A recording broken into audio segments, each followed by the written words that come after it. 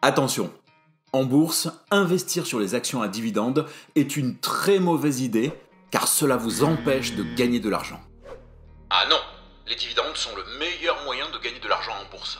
De quoi tu parles? Le cube, tu n'y connais rien et tu n'as aucune idée de ce que tu racontes. Les actions de croissance sont le seul moyen de gagner de l'argent en bourse. Attends, qu'est-ce qui se passe là? C'est pas le genre d'intro qu'on fait d'habitude. Oui, mais c'est une très bonne illustration de la guéguerre qui revient régulièrement entre pro et anti-dividendes et entre pro et anti-capitalisation. Donc, dans cette vidéo, on va poser plus clairement le débat et y ajouter la petite notion dont personne ne parle, mais qui permet de faire son choix de façon bien plus intelligente. Du coup, on y va? Allez, on y va!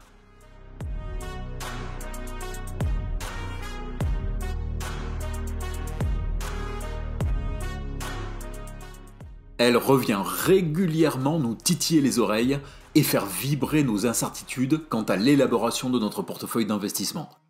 Elle, c'est la querelle incessante opposant adeptes de la stratégie croissance et adorateurs du rendement. Et entre les deux, nos cœurs balancent. Bonjour à tous, je suis La Voix et avec mon partenaire Le Cube. Le cube, c'est moi, le petit écran dans votre propre écran.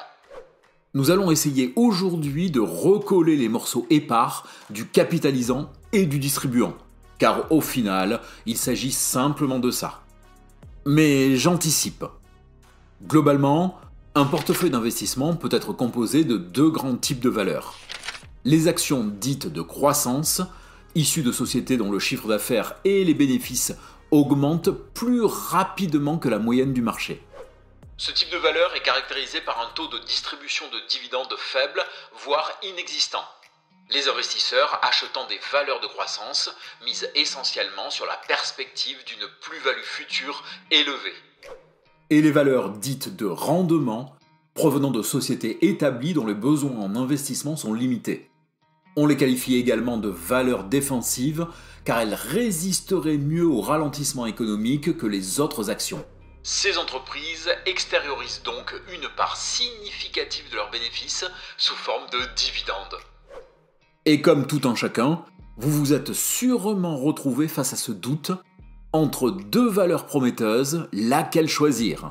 Celle aux dividendes élevés ou celle dont le cours de bourse explosera le compteur? Cruel dilemme. Et oui, je sais, c'est un pléonasme. Pourtant, il est possible que ce choix n'ait en réalité aucune raison d'être. Et pour comprendre ça, revenons d'abord aux bases de la polémique. Mais avant ça, n'oubliez pas de vous abonner et d'activer les notifications. Déjà pour soutenir la chaîne, et ensuite parce que les épisodes s'enchaînent pour vous apprendre à investir étape par étape. Alors, en vous abonnant, vous n'en manquerez pas un seul. Même si elle revient régulièrement, la polémique opposant pro-dividende et anti-dividende s'est essentiellement cristallisée dans un débat opposant Sébastien Coubard et Mathieu Louvet. Si ça vous intéresse, on vous a mis le lien en description. Mais au final, sur l'ensemble des vidéos traitant du sujet, le débat peut se résumer à ceci. Contrairement à ce qu'on pense, les dividendes n'enrichiraient pas l'actionnaire. Et deux arguments majeurs sont avancés pour soutenir cette hypothèse. 1. Le dividende est neutre comptablement. 2. Les impôts grèvent sa performance. C'est dingue de se dire qu'au final, tout se résume à ça. Mais bref, quand tu dis que le dividende est neutre comptablement, qu'est-ce que ça signifie? Tout simplement que le jour où le montant du dividende d'une action est détaché, simultanément, le cours de bourse de l'action baisse du même montant. Autrement dit, comptablement, ce que vous gagnez d'un côté, le versement du dividende, vous le perdez de l'autre par la baisse du cours de bourse. Le détachement du dividende est donc une opération dite blanche ou neutre. Oui, on me verse un dividende, mais la valeur de mon action baisse d'autant. Donc, si je la revends juste après, je ne gagnerai pas plus. Et si ce n'était pas le cas, les investisseurs pourraient faire des arbitrages, acheter des actions dont ils anticipent un versement de dividendes afin de les revendre juste après. Il serait alors possible de gagner de l'argent sans prendre de risques. D'accord. Bon, Mais si le dividende a un effet neutre, il n'y a pas de polémique alors, puisque le toucher ou pas n'a aucun effet. Sauf qu'il y a les impôts qui vont appauvrir l'actionnaire. Puisque l'imposition sur les dividendes est forte, la somme nette reçue par l'actionnaire va donc être réduite. Et dans ce cas-là, on perd de l'argent. Donc, mieux vaut miser sur une stratégie de croissance plutôt que sur le dividende. Et pour ça, deux solutions sont possibles. Soit investir sur des entreprises qui ne versent pas de dividendes. Dans ce cas-là, c'est la valeur de l'action qui va augmenter, ce qui permettra à terme d'encaisser une plus-value beaucoup plus importante. Soit investir sur des ETF capitalisants. Les dividendes sont alors réinvestis dans l'ETF lui-même sans que l'investisseur n'ait à faire quoi que ce soit. Bon ben, avec tout ça, c'est clair. Il va falloir changer la stratégie de notre portefeuille. Sauf que si les choses se résumaient à ça, il n'y aurait pas d'actions à dividendes et tout le monde aurait la même stratégie. Donc... Bon, très bien. Reprenons les arguments pour voir ce qu'il en est réellement. Il existe donc un mécanisme boursier qui rend le dividende comptablement neutre. Mais déjà, est-ce qu'on est sûr de ça? Pour le mécanisme, oui. Pour son impact réel, c'est beaucoup moins certain.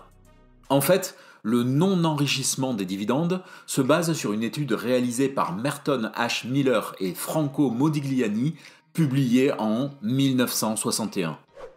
Oui, ça date un peu. Déjà. Qui plus est, le résultat est critiqué puisque se basant sur des hypothèses très restrictives, peu conformes à la réalité économique. De plus, les choses ont beaucoup changé dans le monde de la finance depuis 1961. C'est-à-dire? Alors, là je me base sur ma propre observation des marchés boursiers car, à ma connaissance, aucune étude récente n'a repris le travail de Miller et Modigliani. Donc, si le cours de l'action baisse effectivement au moment du détachement de dividendes, il a tendance à revenir très vite à sa valeur d'origine. Oui, donc en gros, le marché se réadapte rapidement. Exactement. Ensuite, toujours selon les antidividendes, ce dernier réduirait les possibilités d'investissement de l'entreprise et donc limiterait sa propre croissance. Or, pour les entreprises bien gérées, le dividende provient des sommes restantes après les investissements réalisés. Sans compter qu'il existe des entreprises qui n'ont plus besoin de faire de gros efforts d'investissement, comme Coca-Cola par exemple. Bon, et pour la question des impôts alors? Eh bien, déjà, il existe des enveloppes fiscales qui permettent d'éviter le paiement de l'impôt à chaque versement de dividendes. Dans un PEA, par exemple, vous pouvez toucher les dividendes et ne pas payer d'impôt tant que l'argent n'en sort pas. Ce qui fait qu'il n'y a plus de différence entre actions à dividendes et actions qui n'en versent pas. Mais pour un compte-titre ordinaire? Là, effectivement, l'argument est valable. En partie. Mais c'est justement ici qu'on se rend compte que le débat entre pro-dividende et anti-dividende n'a aucun sens, car il ne tient pas compte du seul élément important de l'équation. Bon, si vous êtes encore là, c'est que la vidéo vous plaît. Alors n'hésitez pas à la liker pour nous le faire savoir avant qu'on passe à la suite. Un grand merci. Tenter de déterminer ce qui est le plus rentable entre action à dividende et action de croissance, c'est un peu comme le débat pour savoir quel art martial bat tous les autres. Tout va dépendre de la compétence du combattant. Et en l'occurrence, en finance, c'est la stratégie qui fera la différence. Pourtant, on sait qu'à la fin, le véritable gain se concrétise par la plus-value, et pas forcément par le dividende. Oui, mais comme tu le dis, à la fin. Entre-temps, durant la vie de votre portefeuille, les choses seront différentes. La stratégie que vous allez mettre en place va dépendre de l'objectif fixé. Donc, déjà, est-ce que vous voulez obtenir un revenu? Dans ce cas, un portefeuille à dividende sera cohérent. Ou créer un capital? Là, le choix d'un portefeuille croissance sera logique.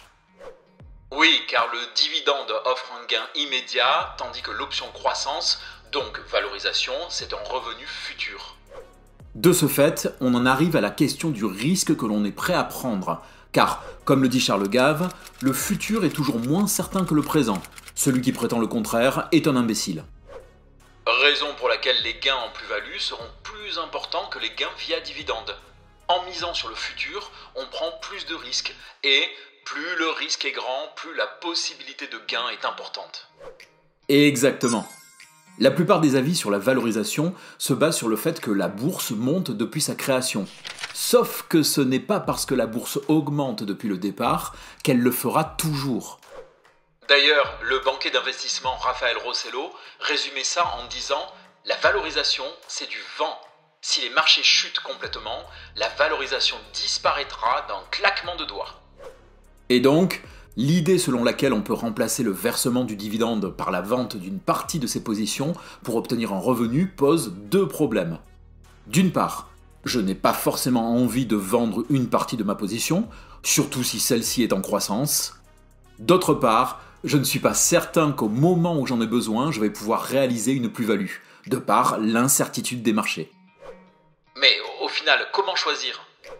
Eh bien, si vous souhaitez un capital sur le long terme, mieux vaut éviter l'imposition et opter pour des ETF capitalisants. Ça tombe bien, on a une vidéo qui sera parfaite pour vous. Si votre capacité d'investissement est faible, alors optez plutôt pour une stratégie de type rendement. Toucher des dividendes vous permettra d'augmenter votre capacité d'épargne que vous utiliserez pour diversifier le portefeuille.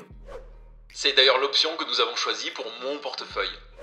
Enfin, si votre capacité d'investissement est faible, mais que vous visez le long terme, commencez par du rendement avant de vous orienter vers de la croissance. Croissance qui sera ainsi financée par la partie rendement de votre portefeuille. Et bien sûr, il y a toute la variété de possibilités intermédiaires qui s'offrent à vous. Dans tous les cas, n'oubliez pas ceci. Le choix d'une action de croissance ou d'une action de rendement ne doit jamais être pris uniquement en fonction du critère de gain. Comprenez toujours d'abord dans quoi vous investissez, donc formez-vous et faites vos propres analyses. Merci d'avoir suivi ce contenu jusqu'à sa fin. Je vous invite à nous faire part de vos remarques et questions dans les commentaires. N'oubliez pas non plus de liker et partager cette vidéo pour aider à sa diffusion parce que c'est le truc qui aide le plus la chaîne. Merci à tous ceux qui le font déjà. Pour soutenir notre travail et la chaîne, n'oubliez pas de vous abonner. Et comme vous abonner ne sert à rien si vous ne regardez pas les vidéos, activez bien les notifications pour être prévenu dès la parution d'un nouvel épisode. Sur ce, il ne reste plus qu'à nous dire à de suite dans l'une des vidéos qui va s'afficher à l'écran. On dit ça ? Allez, on dit ça.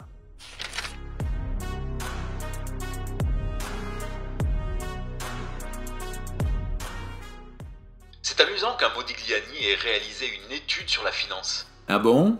Je crains de te demander pourquoi. Parce qu'au final, il a peint un portrait peu flatteur des dividendes. Alors là, je reste bouche bée le cube.